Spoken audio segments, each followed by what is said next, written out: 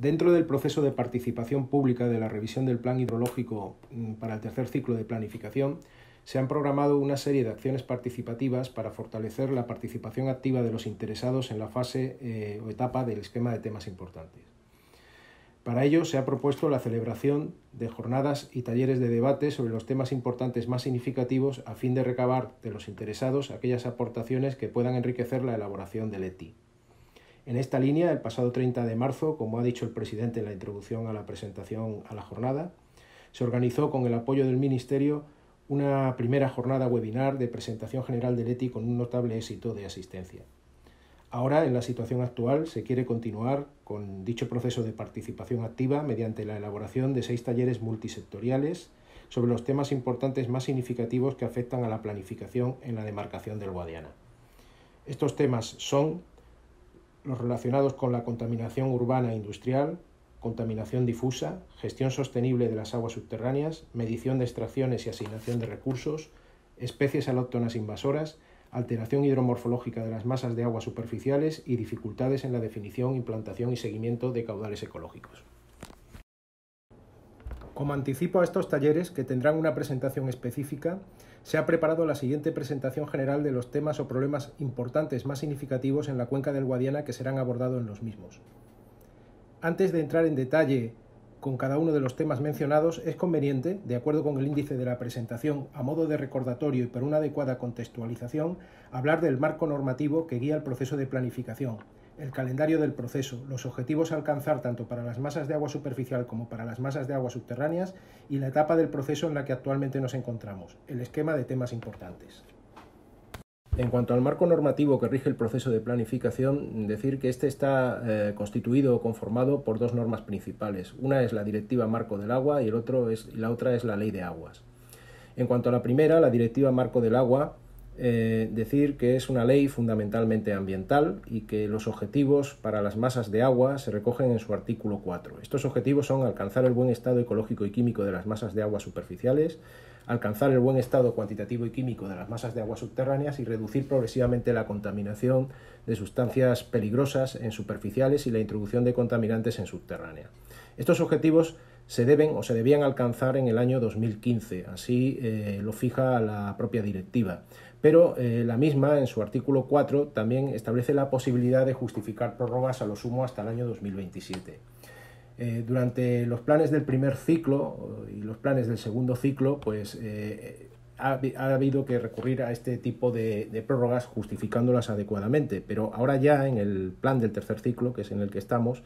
que tiene como horizonte el año 2027, ya no es viable justificar prórrogas de acuerdo con el artículo 4. Por lo tanto, es importante tener en cuenta esto.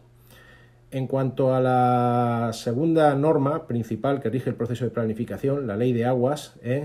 decir que incide fundamentalmente en compatibilizar los objetivos de la Directiva Marco del Agua con los objetivos tradicionales de atención a las demandas en nuestro país. Así, en el artículo 40 de la propia ley se recogen cuáles son los objetivos de la planificación hidrológica. Entre ellos están conseguir el buen estado y la adecuada protección del dominio público hidráulico de las aguas, que es la transposición, digamos, de la Directiva Marco a este texto, al texto refundido de la Ley de Aguas. Y por otro lado están los objetivos tradicionales que ya se recogían en la ley, que es la atención a las demandas de agua en un contexto de equilibrio y armonización del desarrollo regional, incrementando la disponibilidad del recurso y también protegiendo su calidad, economizando su empleo y racionalizando sus usos,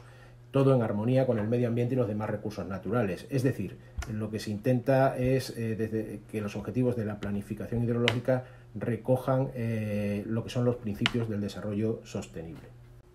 Para conseguir los objetivos de la DMA es necesario definir previamente, mediante su caracterización, las masas de agua en el ámbito de la demarcación hidrográfica y realizar un análisis de presiones e impactos que nos permita evaluar el riesgo de incumplimiento de los objetivos y comprobar la brecha o gap existente entre la situación actual y la situación de buen estado. Este análisis de presiones e impactos se realiza al inicio de cada ciclo de planificación y consiste en establecer para cada masa de agua la cadena DPSIR,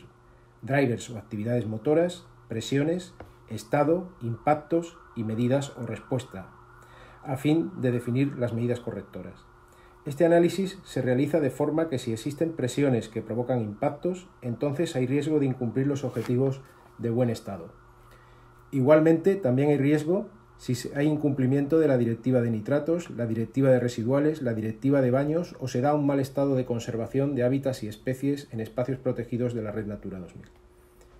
El análisis de riesgo permite establecer el gap o brecha frente al cumplimiento de objetivos y diseñar así un programa de medidas que, actuando sobre las presiones, permita eliminar o reducir las mismas.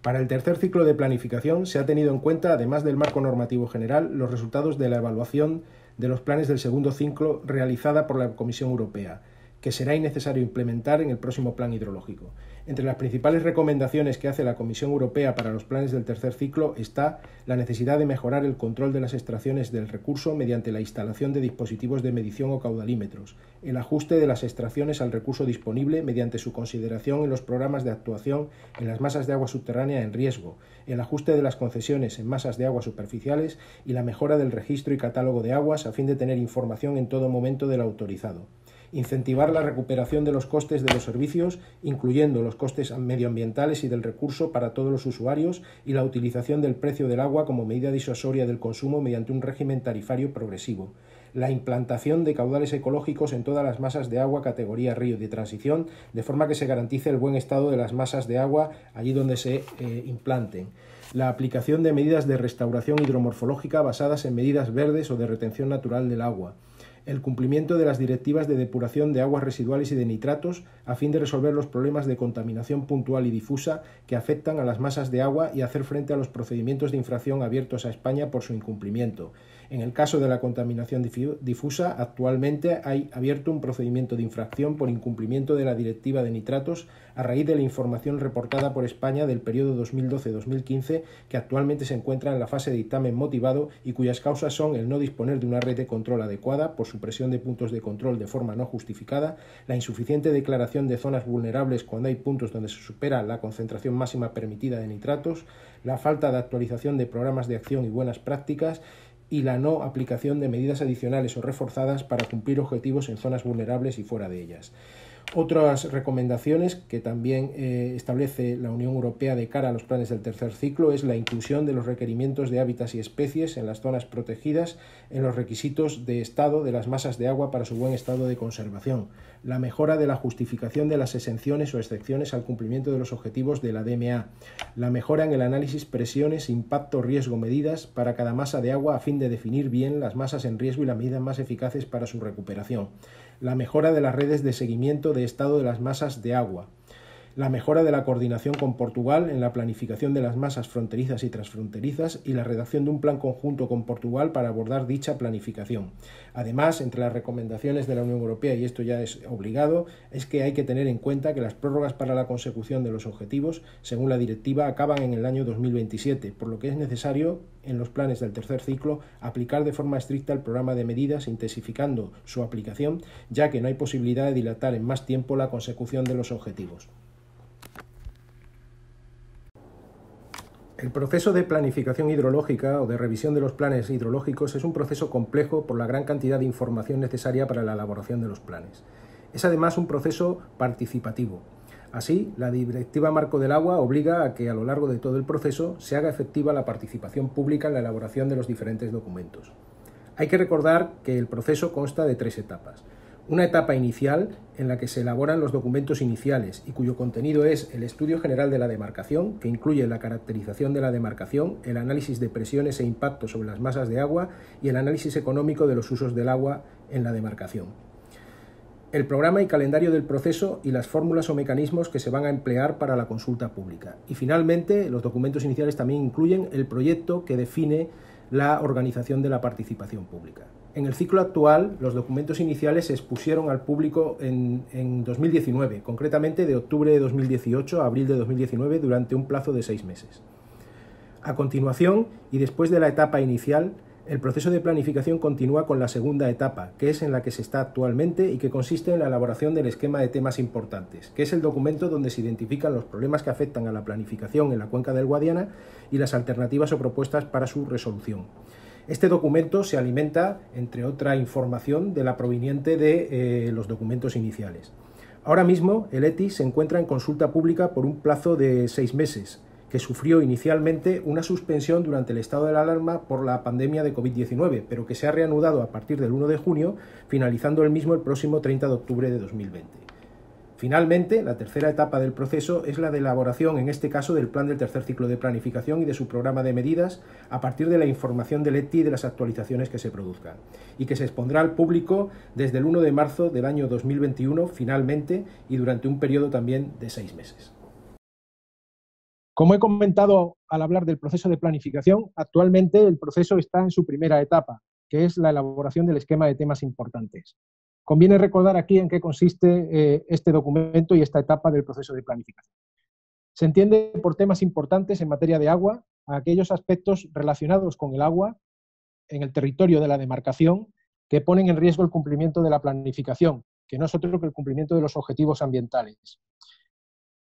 El ETI tiene el objetivo de valorar de forma sencilla los principales problemas actuales y previsibles, resultado de los estudios anteriores en los que se realizó el análisis de presiones e impactos, los documentos iniciales, y que afrontan las demarcaciones hidrográficas en relación con el agua. Es, por tanto, un documento de diagnóstico de la situación de la cuenca. Y está orientado a la concreción de estos problemas y a la discusión de las alternativas para abordarlo. Y tradicionalmente, los problemas o los temas importantes se han agrupado en 4 categorías, que son las que tienen que ver con problemas relacionados con el cumplimiento de objetivos ambientales, las que tienen que ver con problemas relacionados con la atención a las demandas, seguridad frente a fenómenos extremos, sequías e inundaciones, y las que tienen que ver con el conocimiento, la mejora del conocimiento y la gobernanza. El esquema de temas importantes tiene un contenido que viene establecido en el artículo 79 del Reglamento de la Planificación Hidrológica.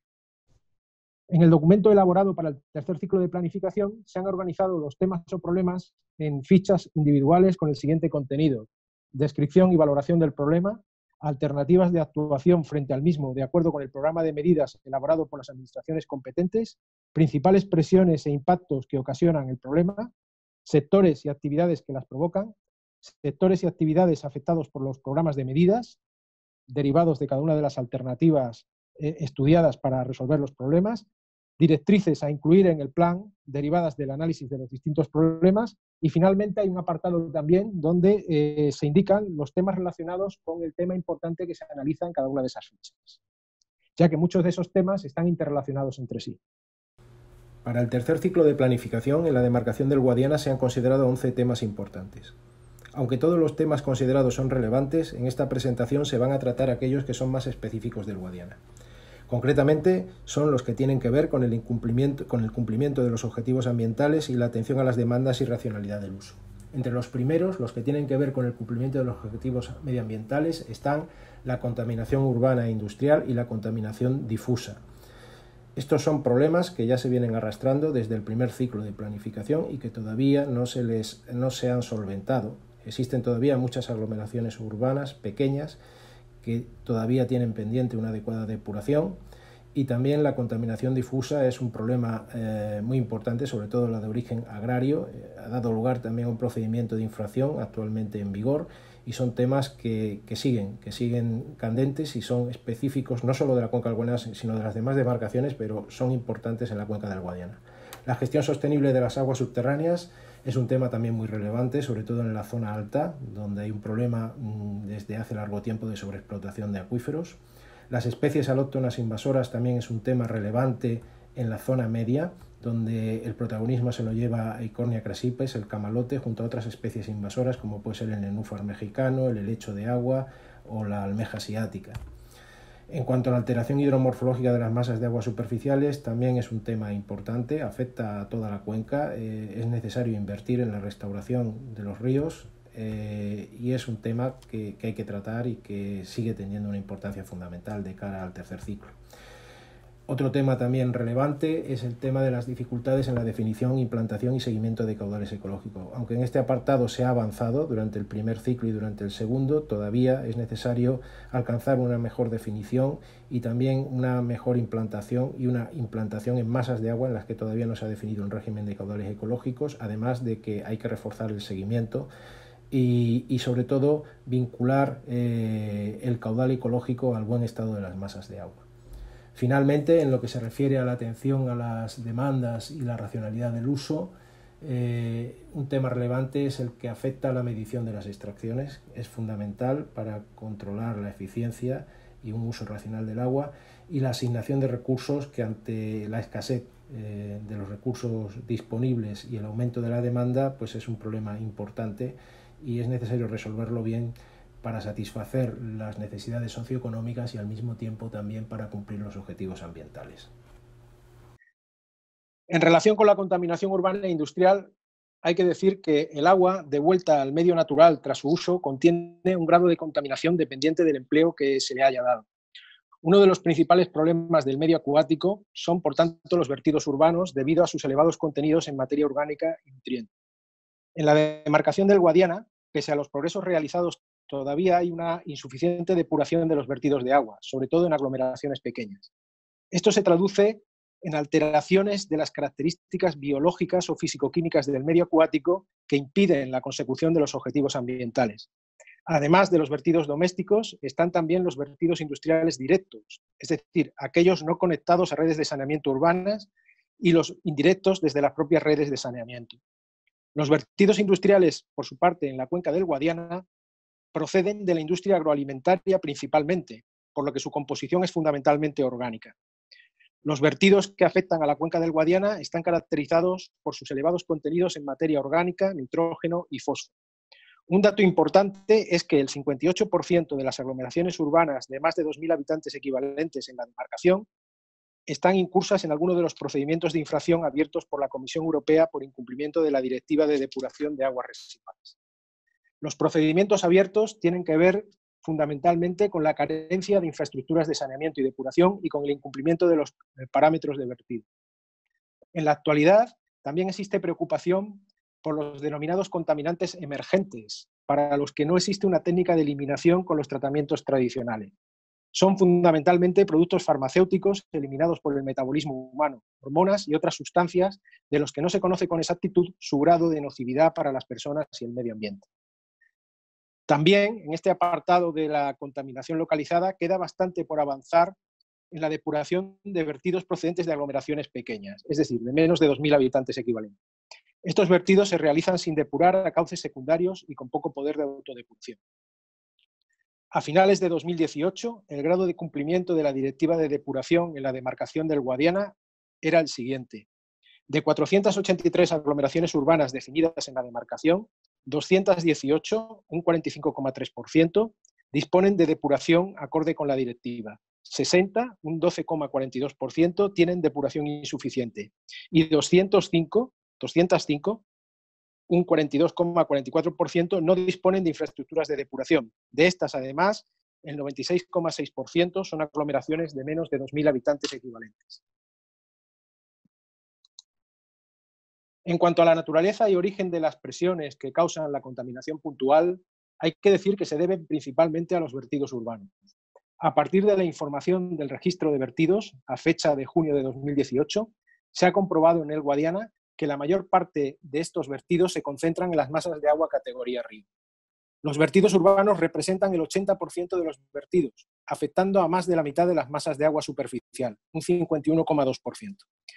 Se han detectado impactos debido a la contaminación orgánica en 45 masas de agua superficial, el 12% aproximadamente, e impactos debido a contaminación por nutrientes en 99 masas de agua, el 26% de todas las masas de agua superficiales. Aunque estos últimos hay que atribuirlos también a la contaminación difusa. Como consecuencia, el 29% de las masas de agua superficial tienen un riesgo alto o medio de no alcanzar los objetivos ambientales debido a esta presión. Los vertidos urbanos contribuyen, además, a la eutrofización de embalses, debido a los vertidos con residuos de detergentes, con fosfatos y productos nitrogenados procedentes de la industria, que afecta la calidad del agua para abastecimiento, encareciendo los tratamientos de potabilización. En cuanto a los sectores que originan el problema, se encuentran como principal sector el urbano, representado por los vertidos de aguas residuales domésticas. Las autoridades competentes en este problema o en este tema son principalmente el Ministerio para la Transición Ecológica, sobre todo en aquellas actuaciones de depuración que son declaradas de interés general, y las comunidades autónomas,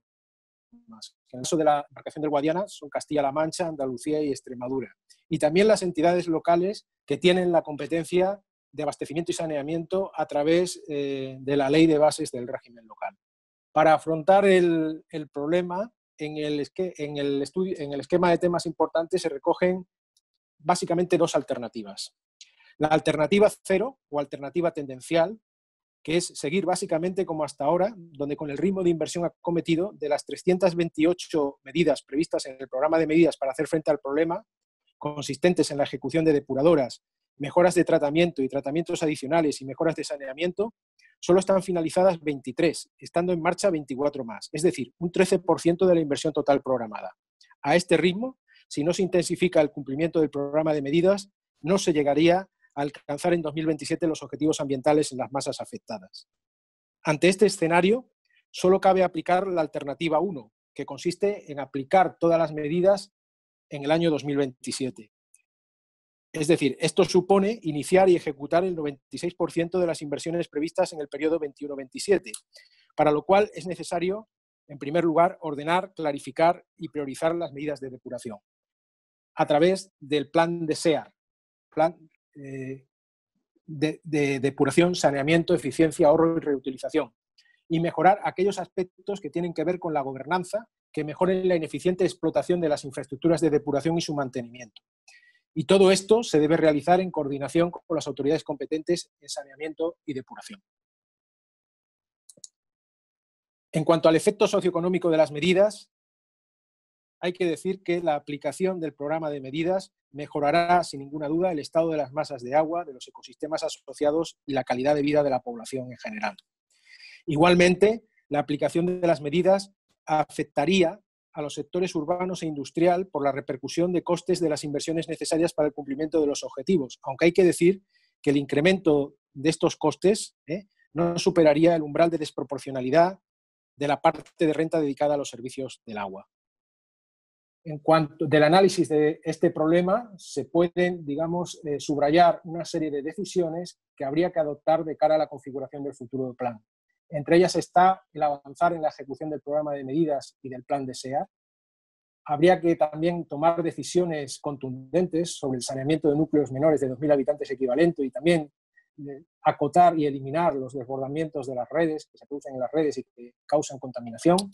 También habría que tener en cuenta el control del efecto de la depuración en el estado de las masas de agua. Y también una cuestión importante es coordinar, sobre todo en las masas de agua costeras y de transición, coordinar las actuaciones con las estrategias marinas sudatlánticas que se están llevando a cabo ahora mismo. En cuanto a la contaminación difusa, que es otro de los temas importantes a abordar para el tercer ciclo de planificación, hay que decir que es aquella que tiene varios orígenes, no pudiendo atribuirse a una fuente particular de contaminación. El problema con la contaminación difusa radica en la dispersión de la misma debido al ciclo hidrológico que a través de la escorrentía o infiltración va a parar a las masas de agua superficiales y subterráneas, alterando su calidad y produciendo efectos de eutrofización. Este tipo de contaminación, además, agrava otro, como es el caso de la proliferación de especies alóctonas. Es el caso del jacinto del agua en el Guadiana.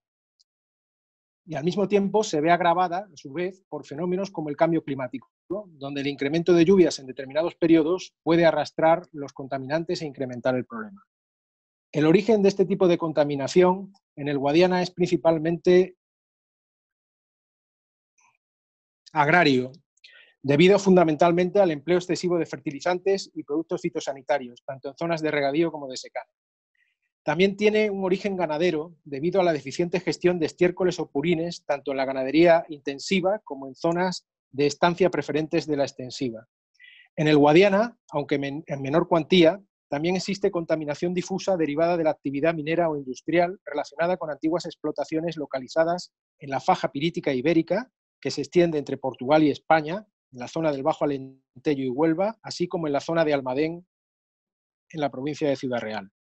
En la faja pirítica ibérica, el drenaje ácido procedente del arrastre de sulfuros polimetálicos contamina las aguas superficiales. Es el caso del río Covica, donde están situadas las minas de Tarsis y la mina Herrería y también las minas de São Domingos en Portugal, afectando a los embalses de Andévalo y Chanza. En las explotaciones mineras de Ciudad Real, las explotaciones de Almadén y Almadenejos, que vierten contaminantes al río Valdeazogues y al embalse de Castilseras, se produce además contaminación por la presencia de mercurio y zinc. Los excedentes de nitrógeno derivados de la contaminación difusa afectan fundamentalmente a 15 de las 20 masas de aguas subterráneas de la demarcación. Desde 2018 se tienen además dos nuevas masas afectadas, dos nuevas masas de aguas subterráneas, la Obispalía y Buyaque. En la masa de agua Buyaque la contaminación es fundamentalmente por presencia de fitosanitarios. No obstante, en estas dos masas, en estas dos últimas masas, deberá realizarse un seguimiento para confirmar esta situación. En cuanto a las masas de agua superficial, están en mal estado químico por nutriente actualmente 41 masas, 12 masas categoría río, 8 lagos y 21 embalses, lo que supone un deterioro de 4 masas con respecto al año 2012. Actualmente se han designado en la demarcación hidrográfica del Guadiana 11 zonas vulnerables a la contaminación por nitratos por las comunidades autónomas. En estas zonas se deben aplicar medidas de gestión a partir de un programa de actuación para corregir la contaminación. El objetivo que establece la Directiva Marco es alcanzar el buen estado de las masas de agua en el año 2015. Sin embargo, debido a este problema de la contaminación difusa por nitratos, en el plan hidrológico vigente se ha justificado la prórroga para el cumplimiento de objetivos hasta 2021 y 2027. Y en el caso de 3 masas de aguas subterráneas, Mancha Occidental 1, Consuegra Villacañas y Zafra Olivenza, más allá de 2027,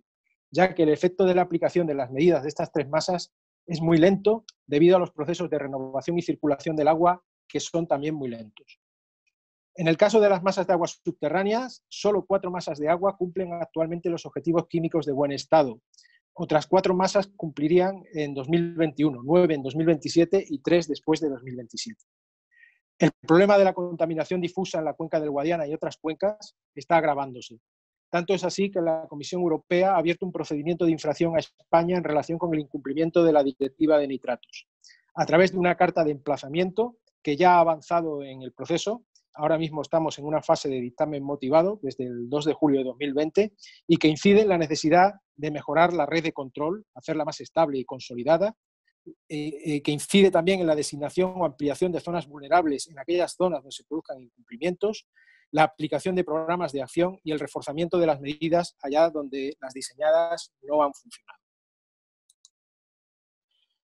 En cuanto a la naturaleza y origen de las presiones que causa el problema, las principales presiones que producen la contaminación difusa provienen de la actividad agraria y minera. Estas presiones producen impactos por contaminación por nutrientes y por contaminación química por metales pesados en las masas de agua superficiales y subterráneas.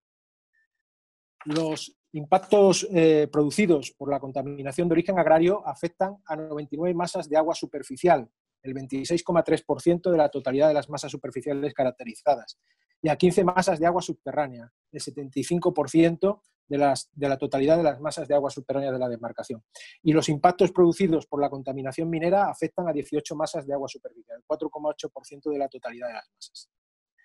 Además, los impactos producidos por la contaminación difusa afectan también a zonas protegidas como abastecimientos, zonas de baño, humedales y ecosistemas asociados a la Red Natura 2000. Un caso específico, un caso concreto, es el de la Reserva Natural de la Biosfera en La Mancha Húmeda. Las presiones por contaminación difusa de origen minero están concentradas en la cuenca del Guadiana en 2 zonas principales. La zona de Tarsis-Río Tinto, en la provincia de Huelva, junto a las minas de Portugal, y en la localidad de Almadén, en Ciudad Real. Estas presiones producen contaminación química relacionada con la presencia de sustancias prioritarias, mercurio, cadmio, níquel, plomo, en masas de cabecera o en tramos intermedios de la demarcación. Como masas afectadas, y ejemplo de masas afectadas, está la Ribera Covica, el río Valdeazogues 3, el río Tirteafuera, la Ribera de Chanza 3 y el embalse de Chanza, el río Múrtigas 2, el embalse de Cancho del Fresno, el embalse del río Ruecas, el embalse de Gargáligas, el embalse de Proserpina, el embalse de Castilseras, el embalse de Tentudía, el embalse del Andévalo y las masas de agua categoría río, Ribera de la Viguera 1 y Ribera de la Viguera 2.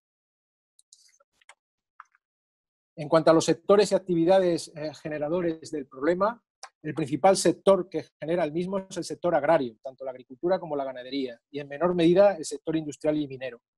En el caso del sector agrícola, como he dicho antes, debido a los excedentes de nitrógeno por la aplicación de fertilizantes y la aplicación de fitosanitarios, además de la utilización de fertilizantes orgánicos como purines y estiércoles. El sector ganadero es responsable también debido a la amplia cabaña existente, especialmente la asociada a la ganadería porcina intensiva. Las autoridades competentes en relación con el problema son tanto la Administración General del Estado como las comunidades autónomas. En el caso de la Administración General del Estado, Ministerio y la Confederación Hidrográfica, en lo que se refiere a la declaración de aguas afectadas en cuencas intercomunitarias, y en el caso de las comunidades autónomas, en lo que se refiere a la declaración de aguas afectadas en cuencas intracomunitarias, declaración de zonas vulnerables y programas de acción y control en dichas zonas. El Ministerio también participa en la coordinación de la información a través de las comunidades autónomas para su envío cada 4 años a la Comisión Europea. Es lo que se denomina el reporting de la Directiva de Nitratos. En el caso de la contaminación minera, es responsable también el Ministerio a través de la Secretaría de Estado de Energía. Las comunidades autónomas en lo que se refiere a la gestión de autorizaciones y concesiones de investigación y explotación, y los ayuntamientos también son responsables, ya que tienen competencias en actividades mineras que se desarrollan en su término municipal. En cuanto a las alternativas planteadas en el ETI para resolver el problema, está la alternativa 0, correspondiente al escenario tendencial del plan vigente, que con el ritmo de inversión aplicado hasta la fecha no permitiría alcanzar los objetivos en 2027. La inversión ejecutada hasta la fecha es del 37%. Además, se ha producido un deterioro de 5 masas de aguas superficiales y 2 masas de aguas subterráneas, y el ritmo actual de ejecución no permite asegurar la total ejecución, lo cual implicaría no cumplir con los compromisos, incluso con los prorrogados desde 2015. Por otro lado, está la alternativa 1, que consiste en intensificar el programa de medidas para el cumplimiento de objetivos en 2027, es decir, para garantizar completamente el cumplimiento de objetivos en 2027, y que sería la única posible, porque esto es de obligado cumplimiento. Para ello, habría que cumplir con la inversión pendiente, es decir, el 63% de las inversiones totales previstas en el programa de medidas. Habría también que potenciar el programa de medidas con las observaciones de la Comisión Europea en la Carta de Emplazamiento, y que ahora mismo está, carta de emplazamiento debido al procedimiento de infracción, que ahora mismo está en la fase de dictamen motivado. Y entre esas observaciones está adecuar la red de seguimiento y control, la declaración de zonas vulnerables, programas de acción eficaces y aplicados en toda la cuenca. En cuanto a los efectos socioeconómicos de las medidas, estas serán beneficiosas sin duda para las zonas protegidas afectadas, como son los abastecimientos y los ecosistemas hídricos relacionados con las aguas subterráneas. La mayor afección socioeconómica afectará al sector ganadero de tipo intensivo, que deberá evitar los impactos sobre las masas de agua. Este sector se concentra en la parte media y sur de la cuenca, si bien se vislumbra en el futuro la presencia de granjas de porcino intensivo en la parte alta. Los costes soportados por este sector tienen que ver con el correcto almacenamiento de los residuos y su adecuada gestión. En relación con el futuro plan hidrológico del tercer ciclo, se deberá tener en cuenta que si se opta por la alternativa 0, se incumplirán seguramente los objetivos medioambientales y también la directiva de nitratos, lo que agravará el procedimiento de infracción abierto a España.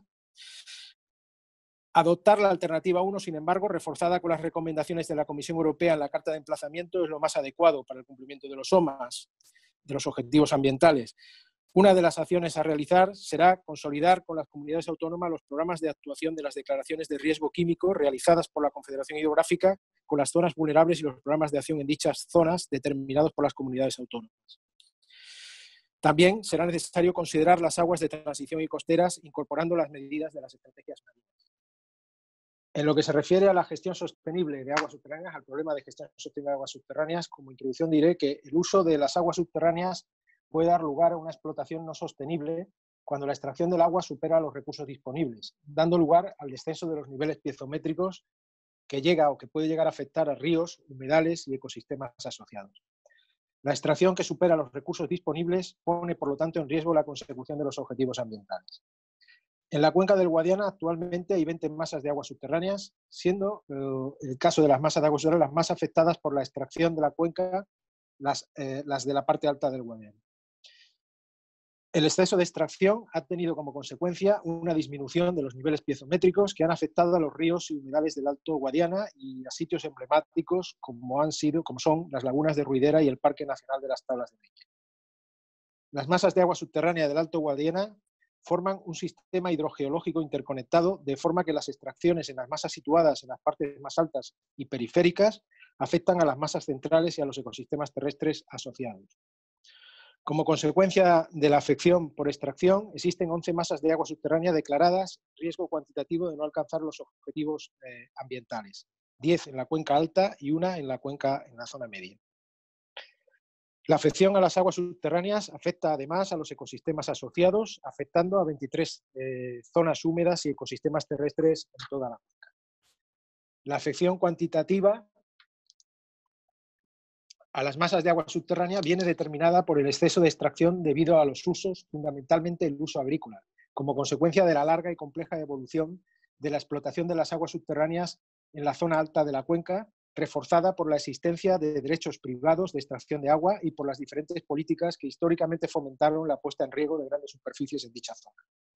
Como consecuencia, se ha producido un significativo descenso de los niveles piezométricos en las masas de agua subterráneas, además de su desconexión con las masas de agua superficiales relacionadas y los ecosistemas dependientes, atenuado algunas veces en algunos periodos por precisamente periodos húmedos de intensa recuperación.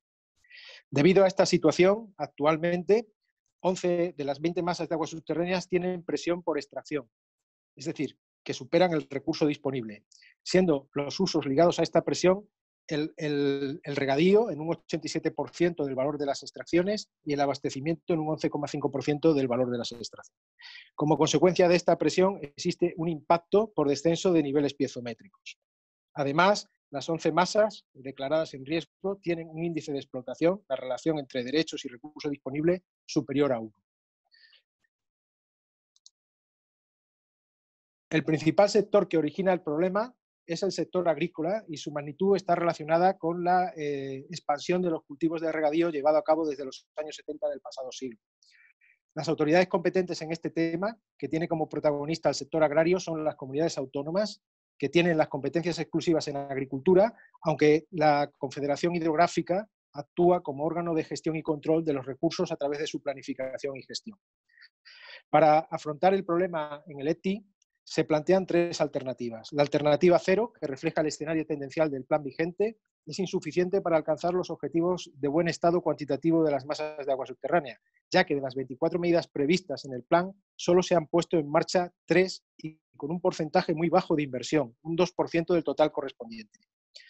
Estas 3 actuaciones corresponden a instalación de caudalímetros en masas de agua del Alto Guadiana, mejora de las redes de control y estudio y seguimiento de las declaraciones de riesgo para ajustar las extracciones a los recursos disponibles. En cuanto a la alternativa 1, que implicaría intensificar el programa de medidas para el cumplimiento de los objetivos en 2027. Ello supondría completar el 98% de la inversión restante en las 3 actuaciones comentadas, además de realizar todas las restantes definidas en el programa de medidas y también aplicar medidas adicionales de acuerdo con las recomendaciones de la Comisión Europea en su evaluación de los planes del segundo ciclo, entre las que está reforzar el control de extracciones y su medición, mejorar el registro y catálogo de aguas para un mayor control de los volúmenes autorizados y desarrollar nuevos instrumentos de recuperación de costes ligados a la medición de consumos.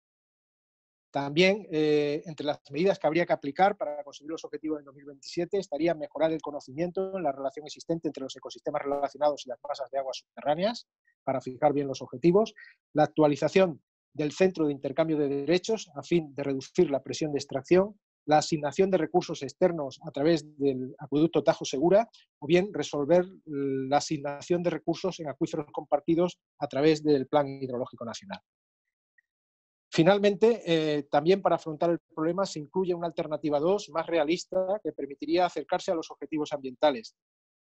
Consiste en la alternativa 1 sin incluir aquellas cuestiones que son más improbables que se puedan conseguir, como es el caso, por ejemplo, de los instrumentos de recuperación de costes ambientales, que exigiría un desarrollo legislativo poco probable, la necesaria mejora de la normativa de contadores, sobre todo lo referente a contadores de aguas para riego, ¿no? Y la revisión y actualización del PEAC, difícil hoy en día, y la reasignación de recursos hídricos.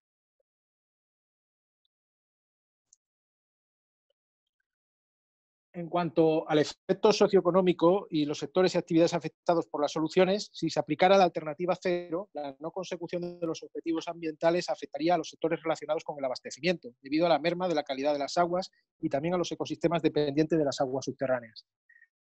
Tanto la aplicación de la alternativa 1 como la más realista, la 2, como también el mantenimiento de la situación actual con las declaraciones de riesgo aprobadas, afectaría al sector agrario, que no dispondrá de todo el recurso hídrico reconocido en sus aprovechamientos, debiendo adecuar los cultivos y superficies al uso eficiente del agua. En cuanto a la aplicación de la alternativa 2, tendría un mayor impacto socioeconómico en el sector del regadío, ya que no se contaría con instrumentos legales para actualizar los programas del Plan Especial del Alto Guadiana y tampoco con los recursos adicionales movilizados desde el trasvase Tajo Segura a la cuenca alta del Guadiana. De acuerdo con el análisis de este problema y de cara a la configuración del plan del tercer ciclo, debe tenerse en cuenta que el mantenimiento del ritmo de ejecución del programa de medidas de la situación actual comprometería la consecución de los objetivos ambientales en 2027. Las alternativas 1 y 2 implicarían la implantación efectiva de las medidas de control previstas en el plan y su refuerzo a partir de las recomendaciones de la Comisión Europea. Las tareas de vigilancia y control del DPH necesitan medios suficientes para poderse desarrollar. Y si no se aprecia una tendencia positiva y mejora progresiva antes de 2027 en las 11 masas de aguas subterráneas declaradas en riesgo, serán necesarias mayores limitaciones de derechos, transformación de derechos a concesión, etc. En lo que se refiere a las especies alóctonas invasoras, decir que las especies alóctonas invasoras afectan principalmente al tramo medio y bajo del Guadiana. Este tema de las especies invasoras es considerado por la Unión Internacional para la Conservación de la Naturaleza como la segunda causa de pérdida de biodiversidad después de la destrucción de hábitats. Las especies alóctonas invasoras llegan a los ecosistemas fundamentalmente por la actividad humana. Fundamentalmente son actividades de tipo económico, como es el caso de la agricultura, la utilización de plantas ornamentales, actividades como la silvicultura, la pesca deportiva, el control biológico de plagas, etcétera, actividades también de tipo científico o educativo, como es el caso de los zoológicos, los jardines botánicos, y también estéticas, como es el caso del paisajismo, también la adopción de mascotas y también el uso en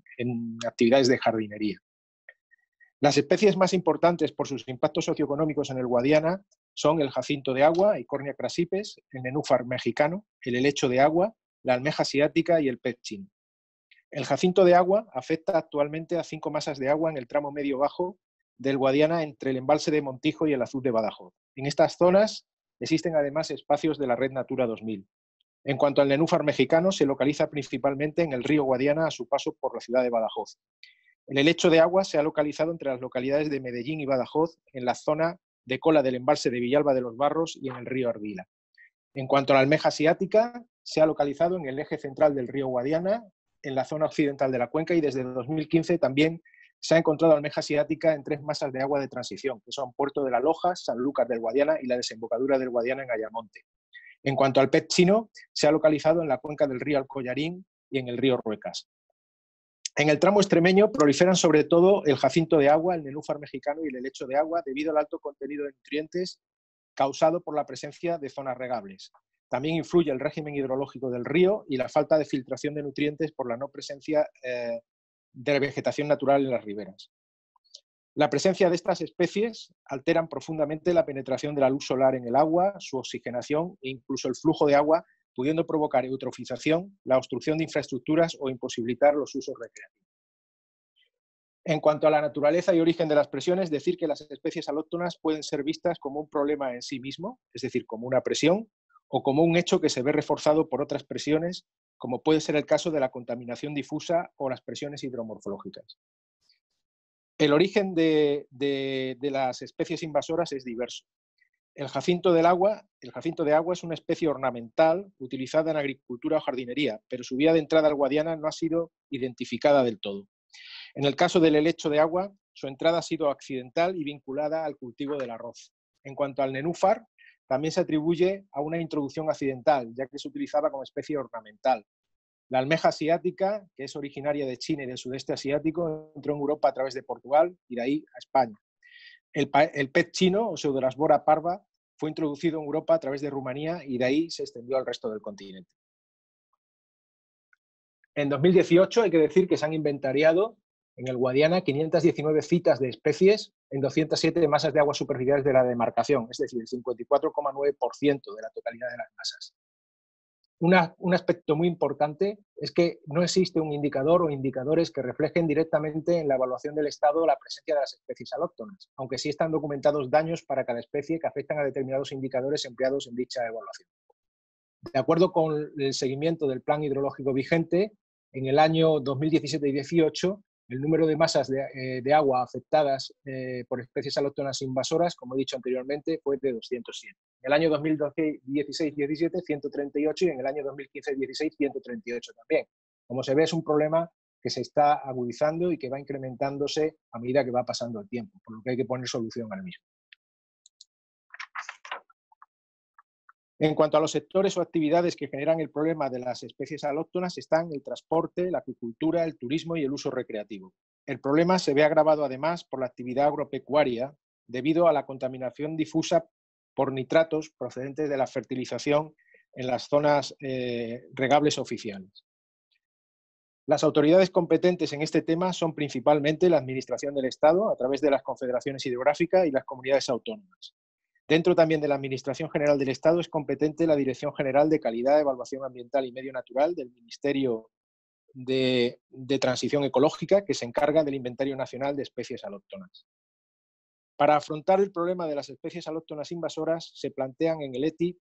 dos alternativas. Una primera alternativa, denominada Alternativa Cero, que consiste en seguir como hasta ahora, sería el escenario tendencial del plan vigente, en que a pesar de que se ha invertido una cantidad de dinero 17 veces mayor de lo programado en el plan hidrológico vigente, que era de 2 millones de euros, la situación no hace sino empeorar. Y una segunda alternativa, o alternativa 1, que sería la alternativa, digamos, que garantizaría la solución del problema en 2027 y que consistiría en intensificar más las medidas, pero sobre todo dotarles de una sistematización y un marco planificado donde se establezca una gobernanza y una estrategia para la lucha de especies invasoras. Más concretamente, consistiría en implantar de forma consolidada una estrategia de erradicación y control basada en la identificación temprana, en la monitorización, en la sensibilización, en la realización de estudios de afección ambiental y en el diseño de tecnología de lucha eficaces.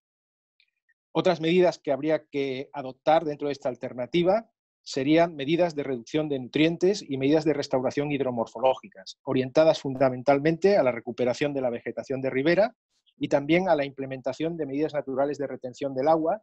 Y también otra medida que sería necesaria es la implantación de un régimen de caudales ecológicos adecuado para establecer un régimen hidrológico que sea, digamos, adecuado para que estas especies no proliferen.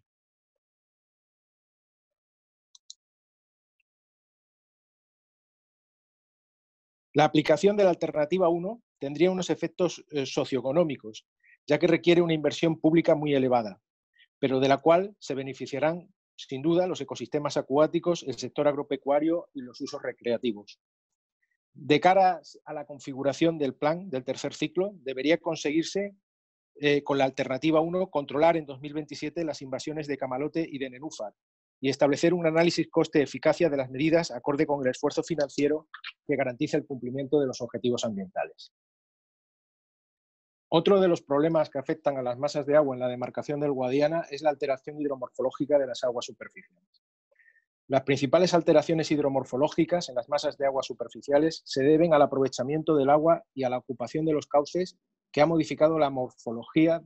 debido a la presencia de presas y azudes, en lo que se refiere a la morfología transversal, o de canalizaciones, en lo que se refiere a la morfología longitudinal. También, sobre todo en la zona alta del Guadiana, han desaparecido ríos y zonas encharcadas debido a la desecación de terrenos amparada muchas veces por la misma ley. Tanto las canalizaciones como las desecaciones se han ejecutado fundamentalmente para ganar terrenos para la actividad agrícola. Otras actuaciones que han contribuido a la alteración morfológica ha sido la construcción de motas, encauzamientos y diques para hacer frente a las inundaciones. Como consecuencia de estas alteraciones, la dinámica hidrológica se ha visto alterada y se han producido impactos sobre los ecosistemas. Como ejemplo, en 1956 se promulgó la Ley de Desecación de Márgenes de los ríos Jigüela, Záncara y Guadiana, en el Alto Guadiana, una ley que se mantuvo en vigor hasta 1973, fecha en la que se declaró Parque Nacional Las Tablas de Daimiel. A partir de 1967, las obras de canalización de los ríos en el Alto Guadiana adquirieron un ritmo acelerado para ganar terrenos a la agricultura y desde los años 70 y 80 del pasado siglo, la explotación de las aguas subterráneas ha provocado además el descenso de niveles piezométricos y la afección a los caudales circulantes, originando la desconexión de ríos y humedales. Del análisis de presiones e impactos realizado en los documentos iniciales de este tercer ciclo de planificación, se han identificado presiones morfológicas de algún tipo en 106 masas de las 377 masas caracterizadas en el Guadiana, lo cual representa el 28% de las masas de agua superficial. En la demarcación del Guadiana existen dos grandes grupos de presiones. Unas debido a las alteraciones físicas del cauce, lecho, riberas y márgenes de los ríos, y otra debido a la presencia de presas y azudes. En la zona alta prolifera la alteración física del cauce, del lecho y de las riberas o márgenes. Y en la zona media de la cuenca proliferan las presas y azudes que causan un efecto de barrera longitudinal que impide el paso de la fauna piscícola. Además, la mayor concentración de presas, azudes y diques se localizan en los ríos Guadiana, Zújar, Matachel, Lácara y Guadalmez. También hay azudes y pequeños diques para molinos a lo largo y ancho de toda la cuenca, junto a otros pequeños obstáculos. En cuanto a la naturaleza de las presiones que provocan la alteración hidromorfológica, esta es doble, como he comentado antes. Por un lado, la alteración física del cauce, del lecho y de la ribera, y por otro, la existencia de presas y azudes.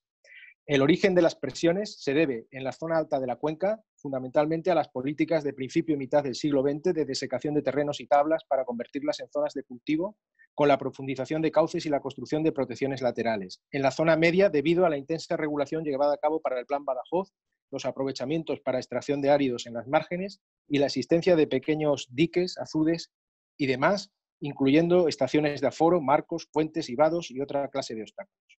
Y en cuanto a la zona sur de la cuenca, debido a alteraciones en las masas de agua de transición y costeras, debido a su vez al aislamiento de zonas intermareales, diques y dársenas y muelles.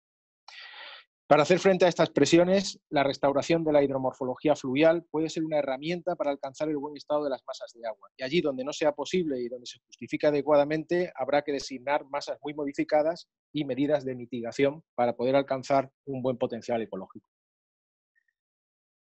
En cuanto a los sectores que causan el problema, son fundamentalmente la agricultura, el sector urbano, a través de aquellas actuaciones que son protecciones frente a inundaciones y la ejecución de comunicaciones, como son vías férreas y carreteras, la industria y los usos forestales. En el documento Esquema de temas importantes se plantean tres alternativas para afrontar este problema de la alteración hidromorfológica de las masas de agua superficial. Una primera alternativa o alternativa cero, consistente en aplicar el programa de medidas previsto en el plan con el ritmo actual, lo que no garantiza la solución del problema en el año 2027. De las 71 medidas previstas en el programa de medidas, solo se ha ejecutado hasta la fecha una medida. Esta situación hace prever que la situación de alteración hidromorfológica continúe tal cual o empeore. Y una segunda alternativa o alternativa 1, consistente en garantizar el cumplimiento de los objetivos ambientales en 2027,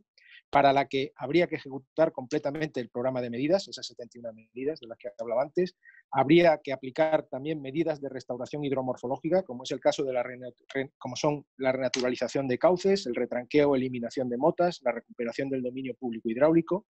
la permeabilización de diques, medidas en las reservas naturales fluviales, también aplicar las medidas del plan de gestión de riesgo de inundaciones, aplicar medidas de mitigación en las masas que se designen como muy modificadas, implantar o implementar el régimen de caudales ecológicos en las masas en las que todavía queda por implementar o por establecer, y lograr la conexión también de las masas de aguas superficiales y las masas de agua subterránea. También una de las medidas, digamos, que habría que afrontar es el proyecto de restauración de las tablas en el entorno de las tablas de vaimiento. Y una tercera alternativa, en caso de que justificadamente la alternativa 1 no resultase viable, consistente en plantear exenciones al cumplimiento de objetivos ambientales a través del artículo 4.3 de la Directiva Marco de Agua, que consiste en la designación de masas de agua muy modificadas, estableciendo medidas de mitigación para alcanzar un buen potencial ecológico. Esta medida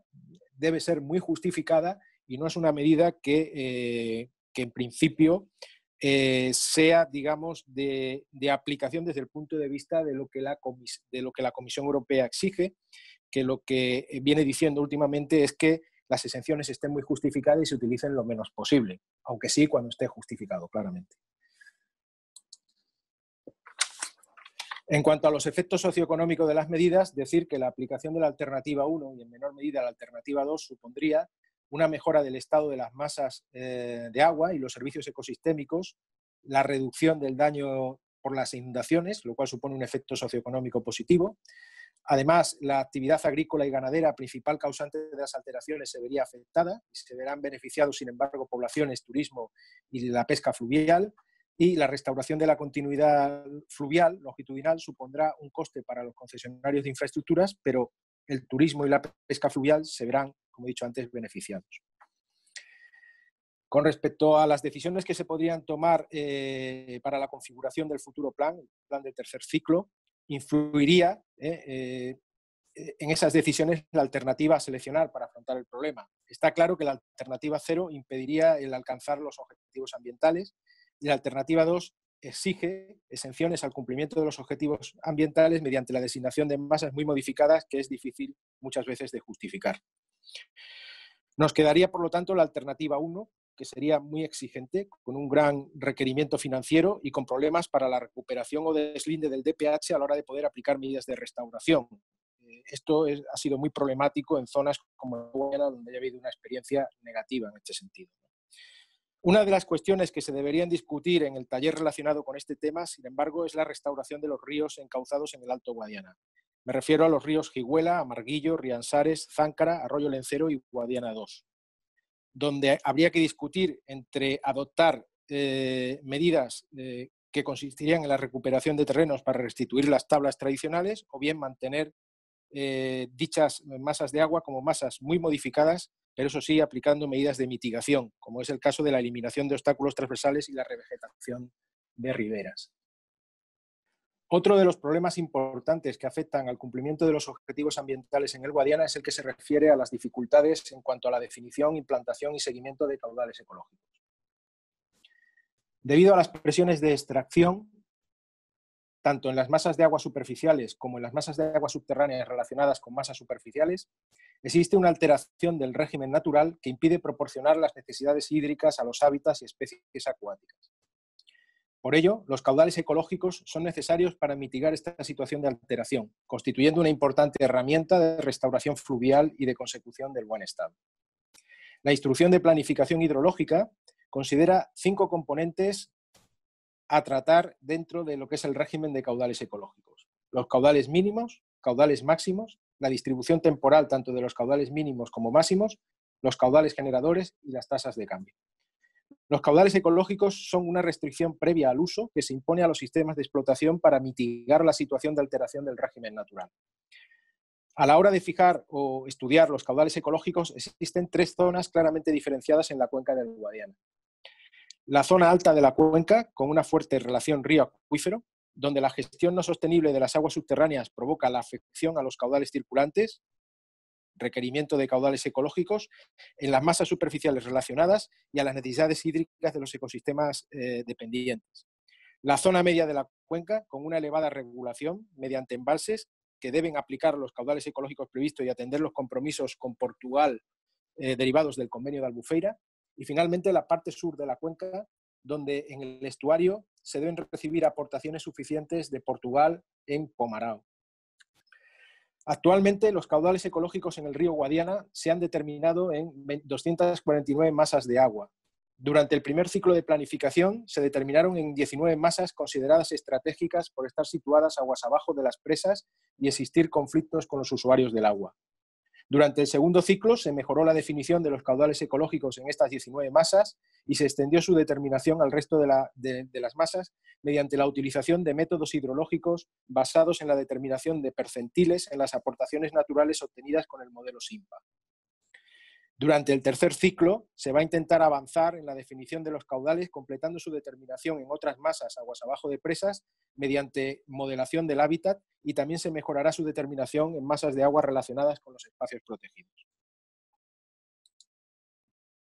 En cuanto a las presiones que producen el problema de alteración del régimen hidrológico e incumplimiento del caudal ecológico son fundamentalmente las debidas a la extracción del recurso en tramos no regulados y en masas de aguas subterráneas conectadas con ríos y las debido también a la presencia de presas en tramos regulados. En cuanto a la presión por extracción, en la cuenca del Guadiana se han identificado 45 masas de agua categoría río que soportan esta presión y 11 masas de agua subterránea. En cuanto a la presión por regulación, existen inventariadas 82 presas en la cuenca del Guadiana, de las cuales solo 19 tienen establecidos un régimen de caudales ecológicos aguas abajo. Se quiere llegar hasta un máximo de 40 en este ciclo de planificación y avanzar lo máximo que se pueda en la definición de caudales ecológicos aguas abajo de las presas de regulación. En cuanto a los sectores o actividades que causan el problema, son fundamentalmente las elevadas extracciones para el regadío, la industria y el abastecimiento urbano. En cuanto a la producción eléctrica, también tiene su impacto en lo que se refiere a las tasas de cambio. Las autoridades competentes en el tema de los caudales ecológicos son principalmente el Ministerio para la Transición Ecológica a través de la Confederación Hidrográfica del Guadiana y las directrices que se establezcan en el Plan Hidrológico de Cuenca. Para afrontar el problema, se plantean en el esquema de temas importantes dos alternativas. La alternativa cero, que es prácticamente seguir como hasta ahora, es el escenario tendencial del plan, donde no se ha ejecutado todavía ninguna de las medidas programadas en el programa de medidas. En el programa de medidas del plan vigente contempla 25 medidas agrupadas en dos grandes tipos. Instalación de órganos de desagüe en presas, para el establecimiento de los caudales de mantenimiento que permitan garantizar los caudales ecológicos en los tramos aguas abajo de esas presas, y también el segundo gran grupo de medidas es el establecimiento de sistemas de aforo para el seguimiento de los caudales ecológicos y su medición, claro. La alternativa 1 consistiría en cumplir los objetivos en 2027, en garantizar el cumplimiento de los objetivos en 2027, y consiste primero en ejecutar lo previsto en el programa de medidas y en segundo lugar en mejorar los puntos de control que permitan hacer un buen seguimiento de los caudales ecológicos. Otras medidas también que se incluyen en esta alternativa 1 sería mejorar el conocimiento sobre la efectividad de los caudales ecológicos de cara al cumplimiento del buen estado de las masas de agua. También otra de las medidas serían, establecer los requerimientos en las zonas protegidas y concretamente en las masas de aguas presentes en espacios de la Red Natura 2000 y establecer caudales ecológicos en lagos, aguas de transición, caudales adicionales, aguas abajo de presas. También establecer las necesidades a las salidas de las masas de aguas subterráneas y la fijación de caudales en ríos temporales.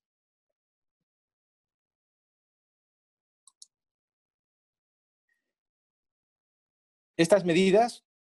contribuirían a la consecución de los objetivos ambientales y la mejora de los ecosistemas asociados y tendrían un efecto socioeconómico positivo, puesto que mejoraría la calidad de las aguas. También hay que considerar que los usos consultivos, como son la agricultura, el uso hidroeléctrico mediante limitación de las tasas de cambio, podrían ser afectados, pero se verán beneficiados en todo caso otros usos, como es el caso del turismo y la pesca fluvial. Finalmente, en cuanto a las decisiones que pudieran adoptarse para el nuevo plan, basadas en el análisis del problema, estaría considerar que la única alternativa viable es la 1. Hay que cumplir el programa de medidas sí o sí para el año 2027, que consistiría en la aplicación de las 25 medidas previstas. Además, habría que considerar en añadir medidas complementarias, como es el caso de establecer más puntos de control para evaluar el cumplimiento y efectividad de los caudales ecológicos. También sería necesario la definición de los caudales ecológicos en lagos, aguas de transición, presas, el resto de las presas, masas de agua subterránea y masas relacionadas con el espacio de la Red Natura 2000. También se debe avanzar en los estudios de definición y eficacia de los valores de los caudales ecológicos para las masas o tramos nuevamente detectados como estratégicos. Y finalmente, también de cara al plan del tercer ciclo, se debe mejorar el seguimiento y la disponibilidad de datos para evaluar el grado de cumplimiento de los caudales ecológicos establecidos en el plan. Medición de extracciones y asignación de recursos. Este problema se genera debido a que la demanda de recursos hídricos superficiales y subterráneos es muy elevada en toda la superficie de la cuenca del Guadiana, lo cual supone un riesgo para los objetivos ambientales de las masas de agua superficial y subterránea. Es necesario, por tanto, determinar los recursos disponibles en las masas para hacer frente a las demandas con garantía y de forma compatible con el cumplimiento de los caudales ecológicos. Al mismo tiempo, el cambio climático es un factor que está modificando tanto la cantidad como la distribución temporal de los recursos disponibles. El cambio climático, a través del incremento de temperaturas y el cambio en el patrón de las lluvias, conducirá probablemente a una mayor demanda de evapotranspiración de los cultivos. La concentración de las lluvias en determinados periodos puede producir sequías en otros periodos, afectando a las necesidades de los cultivos. La medición de los consumos es también un problema en la demarcación del Guadiana. Primero, por falta de interés de los usuarios en medir, por falta de medios de control por parte de la Administración y por problemas tecnológicos y normativos en la medición de caudales de riego. No existen empresas acreditadas para el control metrológico de los contadores, dificultando el cumplimiento de estos requerimientos. La presión debida a la asignación de recursos afecta al 53% de los recursos totales inventariados, teniendo en cuenta que valores por encima del 20% supone la presencia de estrés hídricos y mayores del 40% una fuerte competencia por el agua con dificultad para el mantenimiento de los ecosistemas. En la demarcación hidrográfica del Guadiana, 219 masas de las 377 masas de agua superficial de la demarcación, el 58%, presentan presiones por extracción. 11 masas de agua subterránea de las 20 de la demarcación se encuentran en riesgo de no alcanzar los objetivos debido al exceso de extracción. Los derechos reconocidos superan los disponibles en más de un 200%. Esta situación se debe a la gran demanda agraria que se produce en toda la demarcación, estando focalizada dicha demanda en las aguas subterráneas, en la zona alta de la cuenca y en las aguas superficiales en la zona media de la. En cuanto a la naturaleza y origen de las presiones, indicar que la mayor parte de las presiones corresponden a la agricultura de regadío, el 61,2% de las masas de agua afectadas, seguida por el abastecimiento, que afecta al 34,6% de las masas. En cuanto a las masas de agua subterránea, presentan presión por exceso de extracción 11 de las 20 masas de la demarcación. De estas extracciones, el 87% son debidas al regadío y el 11,5% al abastecimiento. Como consecuencia, 284 masas de aguas superficiales, el 75%, están en riesgo medio alto de no alcanzar el buen estado en 2021 y 11 masas de agua subterránea, un 55%, también están en riesgo de no alcanzar el buen estado en 2021. Los impactos provocados por las extracciones en las masas corresponden a alteraciones de hábitat por cambios hidrológicos y alteraciones de hábitat por cambios morfológicos, incluida la conectividad. Y en el caso de las masas de aguas subterráneas, los impactos identificados por extracciones son debidas principalmente al descenso de los niveles piezométricos y a la afección de ecosistemas terrestres dependiente de las masas de aguas subterráneas. Los sectores que originan el problema son el agropecuario, el sector urbano y el sector industrial, en el que la agroindustria representa la mayor demanda de este tipo. En el caso de este tema o problema se da una distribución de competencias entre autoridades competentes, por lo que deben estar coordinadas entre sí. Así, la autoridad competente en el control de extracciones y asignación de los recursos hídricos es el Ministerio para la Transición Ecológica a través de la Confederación Hidrográfica del Guadiana. Las comunidades autónomas, por su parte, son competentes en materia de agricultura, ganadería e industria, y los ayuntamientos son responsables en los abastecimientos urbanos e industriales. En cuanto a las alternativas que plantea el ETI para afrontar el problema, están la alternativa 0, correspondiente al escenario tendencial de las medidas del plan vigente. Esta alternativa supone seguir con el mismo ritmo de inversión realizado hasta ahora, lo que supondría un ritmo de inversión insuficiente para la consecución de los objetivos. Actualmente solo se ha invertido un 5% de lo programado para el horizonte 2016-2021 en el programa de medidas del plan hidrológico. De las 16 medidas previstas para este horizonte, además, solo 7 están en marcha, correspondiendo ese 5% de inversión a lo ejecutado de estas 7 medidas. Hasta 2027 están previstas 44 actuaciones en el programa de medidas. La alternativa 1 implicaría el cumplimiento del programa de medidas en el año 2027. Esto supondría una fuerte inversión. Además, habría que adoptar o aplicar las medidas recomendadas por la Comisión Europea, entre las que está potenciar el control de extracciones y generalizar el uso de contadores o caudalímetros, mejorar el registro y catálogo de aguas para tener bien identificados los volúmenes autorizados, el ajuste de las concesiones al recurso disponible, incentivar la recuperación de los costes ambientales, lo que implicaría desarrollar instrumentos legislativos que permitan recuperar esos costes, dotar de medios a la Comisaría de Aguas para una mejor vigilancia del dominio público hidráulico, implementar el régimen de caudales ecológicos en aquellas masas que lo necesiten y resolver el problema de la asignación de recursos en las masas de aguas subterráneas compartidas, masas en las que existe una continuidad hidrogeológica. También implicaría la aplicación de las medidas de atención a las demandas, de todas las medidas de atención a las demandas previstas en el plan. La alternativa 2, por su parte, reproduce las medidas de la alternativa 1 relacionadas con la consecución de los objetivos ambientales, pero limita las medidas orientadas a la atención de las demandas a aquellas actuaciones prioritarias de atención a los abastecimientos. El resto se mantendría para el horizonte 2028-2033 tal y como se ha considerado en el plan vigente, aunque esto puede sufrir modificaciones. Esta alternativa La alternativa 2 pretende ser más realista que la alternativa 1, por lo que probablemente tampoco se consideraría en la misma afrontar el problema de la asignación de recursos en masas de agua subterránea compartidas, debido a que es una competencia del Plan Hidrológico Nacional y es previsible que no se cuente con un Plan Hidrológico Nacional aprobado antes de 2021. Con la aplicación de las medidas se mejoraría el estado de los ecosistemas dependientes del agua.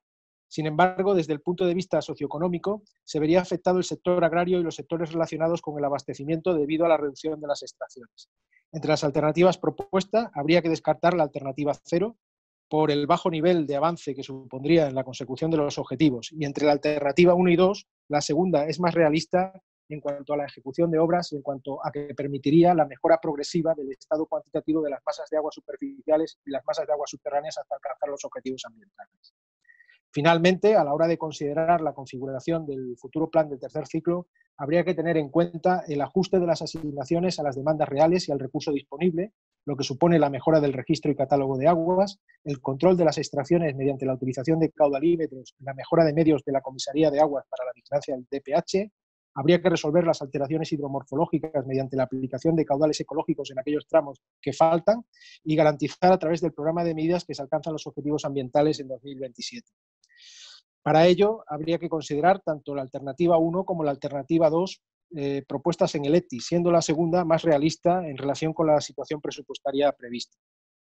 Una de las cuestiones que, no obstante, hay que resaltar en el taller de discusión sobre este tema es la forma de contemplar las nuevas presas en el programa de medidas del plan del tercer ciclo. Entre los detalles a considerar, habrá que expresar la necesidad de tramitar su evaluación de impacto ambiental, incluyendo la aportación por los promotores e interesados de la justificación del artículo 4.7 de la Directiva Marco del Agua, y en su caso, cuando la actuación afecte a un espacio natural de la Red Natura 2000, el artículo 6 de la Directiva Hábitat. Por tanto, en el programa de medidas se debería reflejar, en coherencia con lo anterior, una medida del tipo redacción y tramitación del estudio de impacto ambiental y artículo 4.7 DMA y o artículo 6 Directiva Hábitat. En cuanto a la priorización de los abastecimientos, se deberían considerar en el programa de medidas el abastecimiento del entorno de Alange Los Molinos, el abastecimiento desde Villalba y la Unión Los Molinos Tenturía. Y otra de las cuestiones que debería reflejar el programa de medidas es el ajuste de las asignaciones en el siguiente ciclo de planificación con los consumos reales, considerando el máximo de las dotaciones establecidas en los planes desde el Plan Hidrológico de 1998. En fin, con estas presentaciones y los talleres que se organicen al efecto,